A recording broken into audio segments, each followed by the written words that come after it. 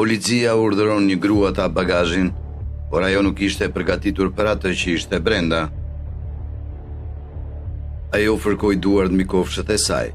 Ishte shqetësuar, e sigurt që kishte parë oficerë të policisë më parë, por asnjëherë nuk ishte ndaluar më parë. Kur doli nga makina e saj, e fiku motorin e Betsit, dhe ajo gjë e vjetër u ndal papritur me një zhurmë të fortë. Nëse ai nuk do të shikonte shumë nga afër, ndoshta mund t'i ikte shpejt, por oficeri i policisë kishte një sy të mprehtë për detajet, dhe asnjëri prej tyre nuk e priste që ky moment do të zhvillohej kështu. Chinese Tucker nuk e kishte menduar veten si një vajzë shumë të zgjuar kur ishte fëmijë. E kishte pasur të vështirë me shkronja dhe numrat, shpesh duke i shkruar ato mbrapsht. E kishte të vështirë të përthithte informacionin dhe shpesh mbetej me lot në sy kur përpiqej të bënte detyrat e shtëpisë. Ajo nuk mendonte se do të arrinte ndonjëherë diçka të madhe. Megjithatë, nëna e saj kishte plane më të mëdha për të.